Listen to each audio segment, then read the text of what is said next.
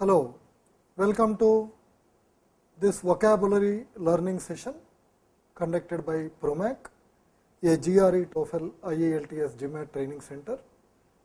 I am Narsi Reddy, I am the director and faculty of this institute.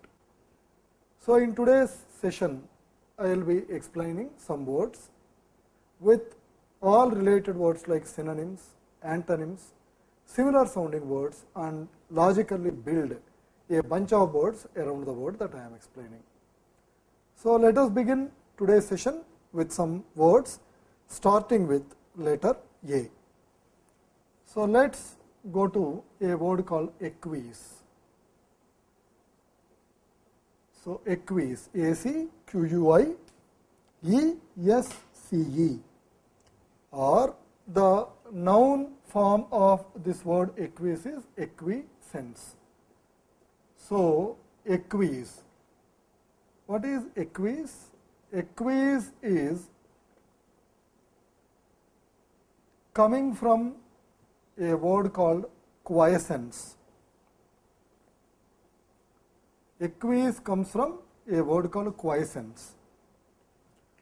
Quiescence is the noun form or the quality.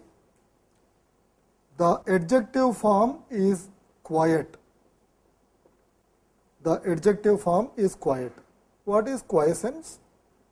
Quiescence is basically nothing but state of quietness. State of quietness or state of dormancy or state of inactivity. So, state of dormancy or state of inactivity.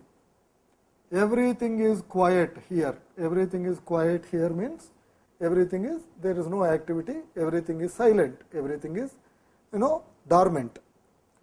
So, from this word called quiescence, I got acquiesce. Acquiesce could be used to either positive things or negative things. Today we went shopping to a mall. My daughter wanted to eat an ice cream. For the past 3 days, my daughter was suffering from cold. So, I said, no, my darling, if you eat ice cream, your cold will go up or you will have some, it may not fit your body. Then my daughter started crying.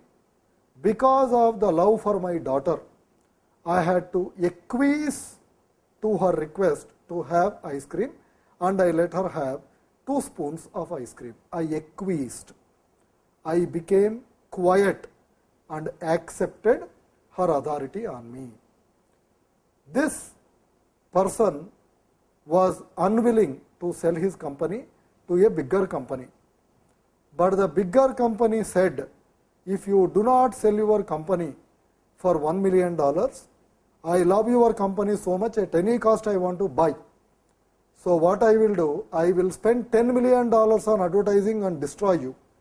Then this person had only 2 options, either to sell the company for $1 million or get bankrupt, because the other person is so hell bent on buying his company.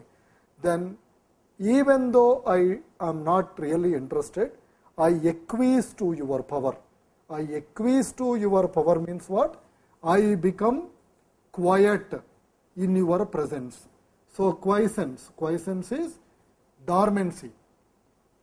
So, I became quiet in front of my daughter because of my love for my daughter. So, acquiesce is to agree or to accept something, to agree or accept something, generally in a forcible manner. To agree or accept something in a forcible manner. You acquiesce to a more powerful person in any way. So, I acquiesce, even though I am not interested, I agree. So, we have discussed quiet, we have discussed a word called dormant, and we have also discussed a word called acquiescence. Now, next word we will take up is acrophobia. Probably we all know phobia. Phobia is fear. Any excessive or too much fear of something is called phobia. Acrophobia is fear of heights. You are very, very, very afraid of climbing tall buildings. So anything tall, you have a fear of heights or fear of anything tall thing. So you do not like to go up tall buildings because you are very afraid. Many of us experience when you climb a tall building, when you climb a tall object, suddenly you have some feeling. When you look down, you have a feeling that your eyes are whirling around, your head is spinning and you may fall down. What do we call this situation? When you go to heights and look down, if you have experienced a feeling that you are going to fall down, or you are experiencing a feeling that your eyes are spinning or your head is spinning, that is called vertigo. Vertigo is basically that certain problem of becoming disoriented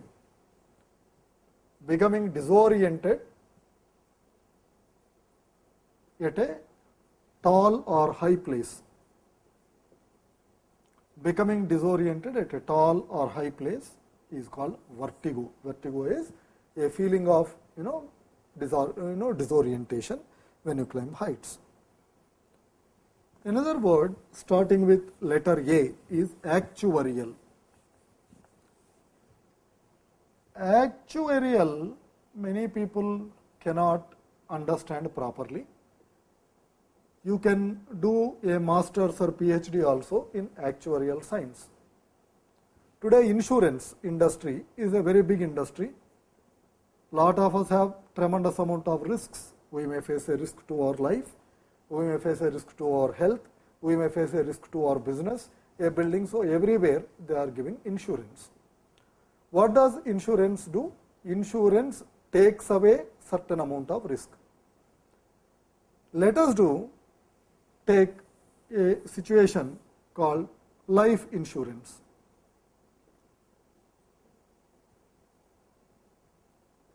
An insurance company is giving a guarantee that you pay me these many dollars per month or per annum, per year. Then if something bad happens to you, I will give a lump sum amount of $500,000 to your family. People may, in some strange situation, 100 people insure, 100 people die. But the insurance company is only charging $100 per month as insurance premium. But it has to give 100 people $500,000. The insurance company may become bankrupt. How does the insurance company calculate what is the premium to charge for giving a particular insurance? In a particular situation, they believe that more people may die, then the life insurance premium goes up. In certain region is what we call earthquake prone region. Certain region is a flood hit region. There the possibility that a building may collapse or a car may get washed out is high. So in any risky area, the insurance premium is high. In a place where risks are expected to be less, the premiums are low for the same amount of insurance. So how insurance agencies calculate is, they calculate the probability of a risk occurring, and accordingly they decide the premiums and other things. All these people who do these type of calculations of understanding what is the probability that a certain danger or certain negative thing may occur, and what would be the risk of the company, and to handle that risk, what should be the premium. So in insurance companies, when people are calculating these things, the people who calculate these study what is called actuarial science. So actuarial is related to calculations associated with insurance industry.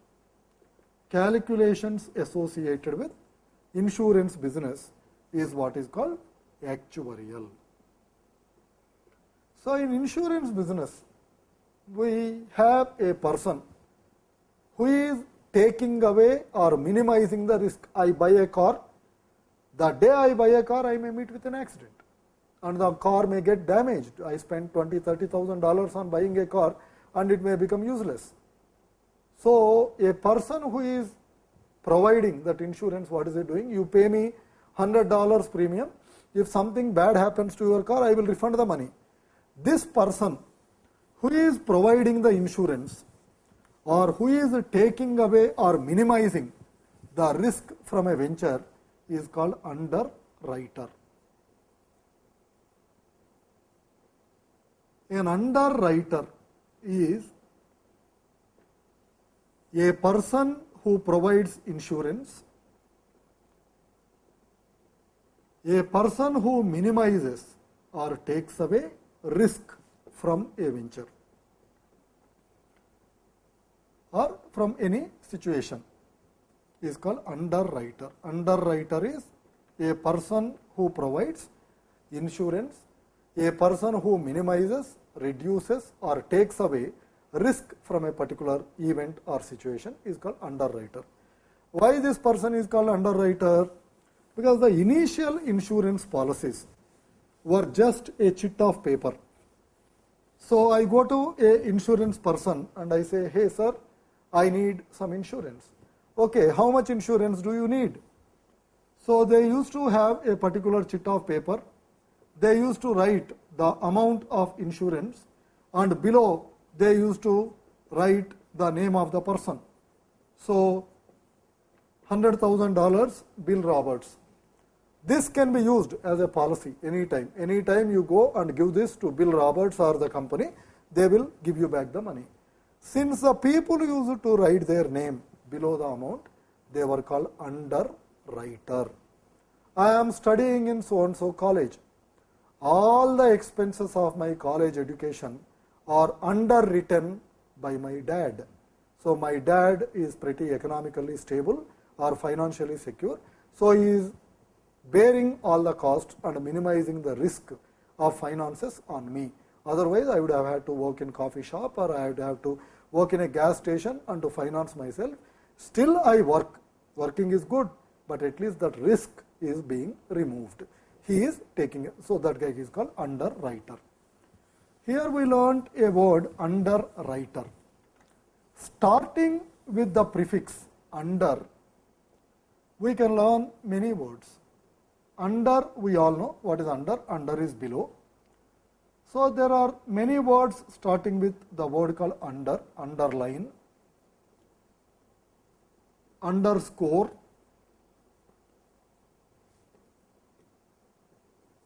undercut,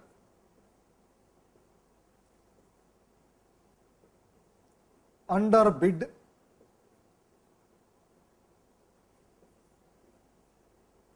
underling,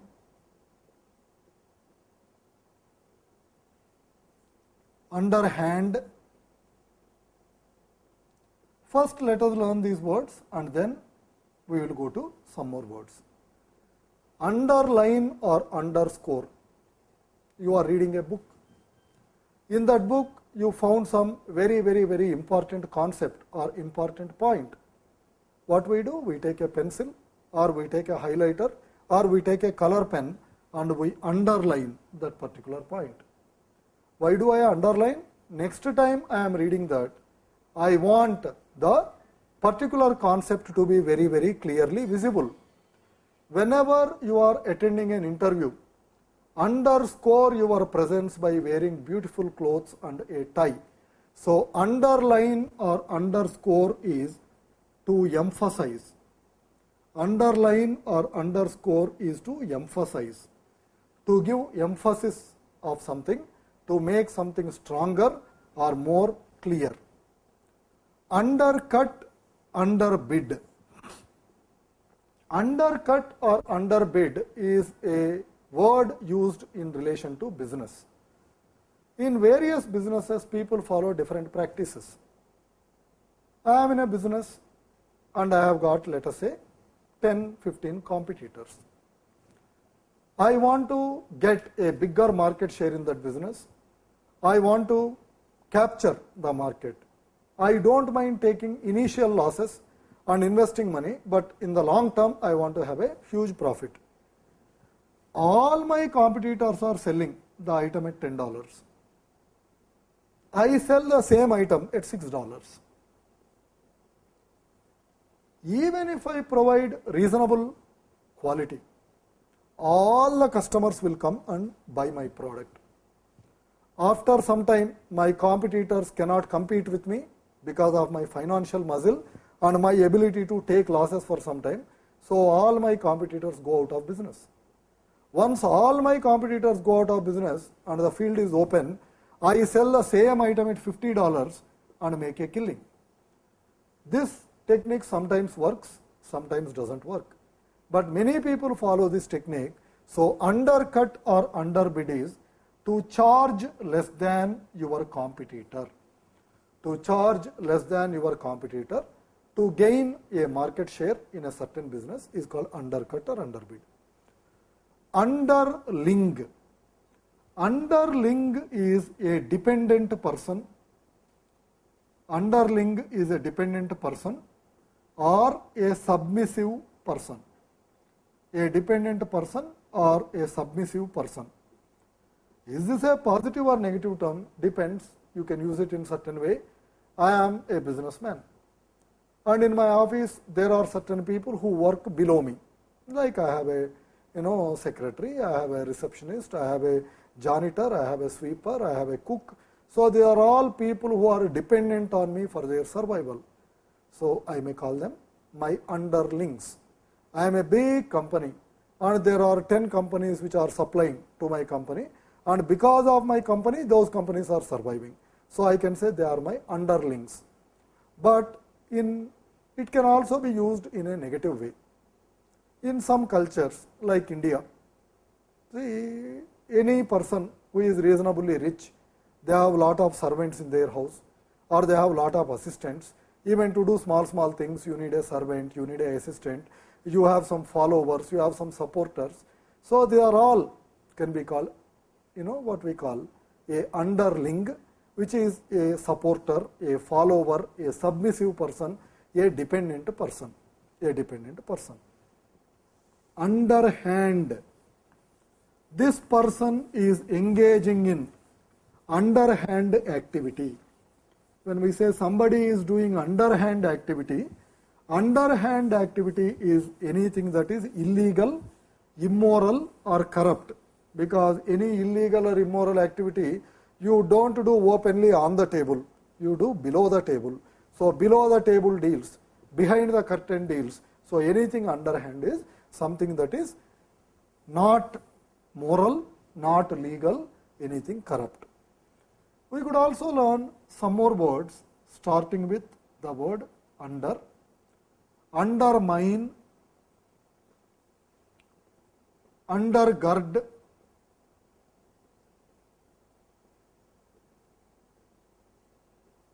etc. Undermine and undergird. The recent failures in his game have undermined the image of that sports person. This actor acted in 5 movies in the last 1 year. All 5 movies became big flops at the box office. So his reputation is undermined. This company is engaged in certain scandals and certain problems. So the image of this company is undermined and the share price is going below. Undermine is to weaken, to become weak, to reduce the importance or power of something is called undermine. Opposite of undermine or antonym of undermine is a word called undergird. You see any building, there are some pillars, there are some beams. These pillars and beams are the skeleton of that building. So these pillars and beams are providing strength to the building and making the building stand strong. These pillars and beams are called girders. What is undergird? Undergird is to strengthen. Undergird is to make something stronger or to strengthen. Another word starting with under is undercover. James Bond is a undercover agent. That TV channel has done an undercover operation. Undercover is anything that is secretive. Secretive, not done openly. Anything that is secretive or not done openly is also called covert. It's a covert operation. It's a covert operation means it's a secretive, not done openly. Anything that is done openly is called overt. Anything that is done openly is called overt. Anything that is done secretively or not open is called covert. One more word we can learn starting with under is a word called underdog. The word underdog, when we read dictionaries, is given in the meaning of weak or downtrodden. Underdog is given as weak or downtrodden. What does weak or downtrodden mean? Poor people, workforce, anybody who is not in the glamorous or rich sectors or segments of a society. Any government to be loved by the people should take care of the underdog. When American economy or Indian economy are facing a problem, government should always try to help the poor people, working people, farmers, etc. If the government tries to help the multi-million-dollar companies, then public or people will become angry. We are all poor people, you are not helping us, you are helping the big cats, fat cats. So opposite of fat cat is underdog. Anybody who is rich or successful, opposite is poor people, ordinary people, working people. But this is also used in another way. Human beings have a certain psychological attitude. Whenever a strong person and a weak person fight with each other, the public sympathy is always with the weak person. Public always wants the weak person to win, because we are all weak or failures in some way or the other. We always sympathize with the weak person. When the weak person wins, we get a kick out of it. Suppose in your colony, a car hits a cycle. Whom will the public blame? Will the public blame the cycle guy or the car guy? Public will always blame the car person. Oh, you are driving a car, you couldn't see a cycle, how come? No, my car was parked. I was sitting in the car. This boy on the cycle came in the wrong direction.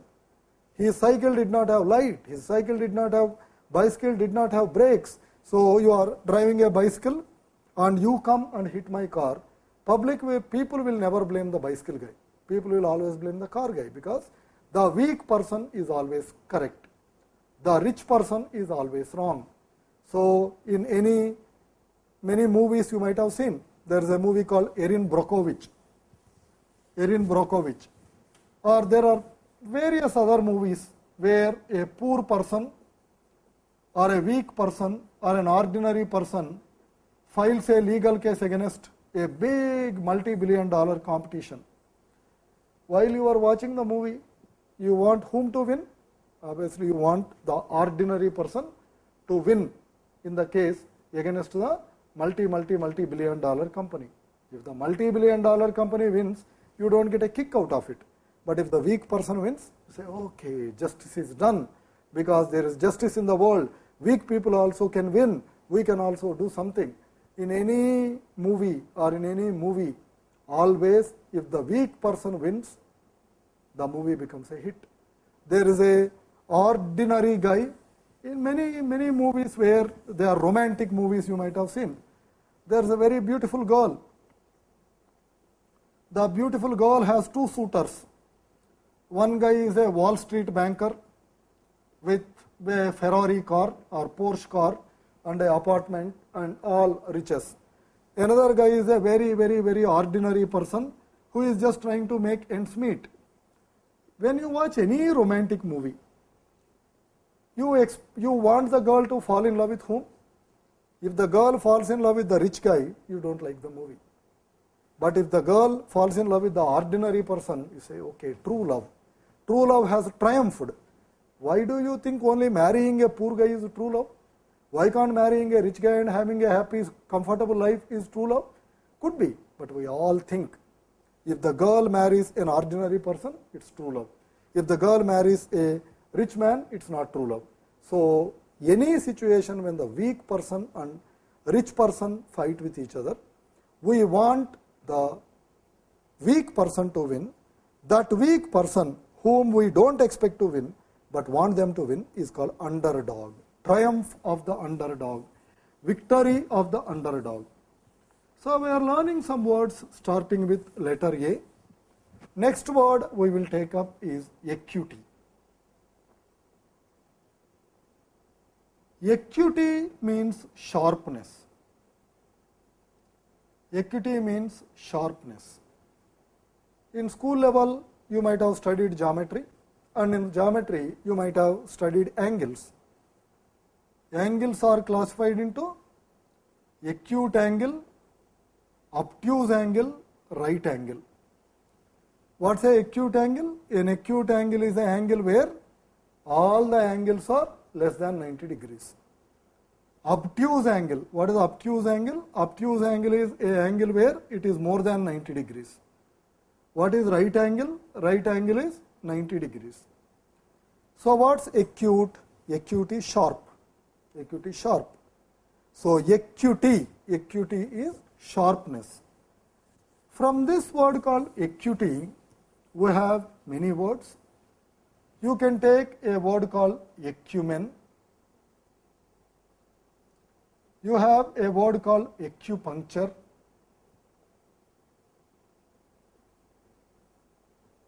And you have a word called acute. I have an acute pain in my stomach, very, very sharp, very, very severe pain, as if somebody is putting needles into my body. There is acute water shortage in this area. So, acute is something that is sharp or severe. Acupuncture, this is a Chinese system of treatment where certain illnesses are cured by putting sharp needles into the body. That is called acupuncture. Acupuncture is Chinese system of medicine in which illnesses are cured by putting sharp needles into the body. Acumen, acumen is given as sharpness of brain. This guy has very good business acumen. This person has very good political acumen. So, acumen is sharpness of brain or sharpness of mind. So, friends, we have learned some words coming from letter A. I hope you are finding this methodology useful. Kindly write to us with your feedback at our email ID promaccoaching@gmail.com. Kindly write to us at promaccoaching@gmail.com. You can also visit our website at www.promacprep.com. This is our Singapore website, and you can also visit our website at www.promaccoaching.com, which is our India website. So, please let us know any feedback. Thank you very much. Let's meet again and learn some more words in an enjoyable manner. Thank you.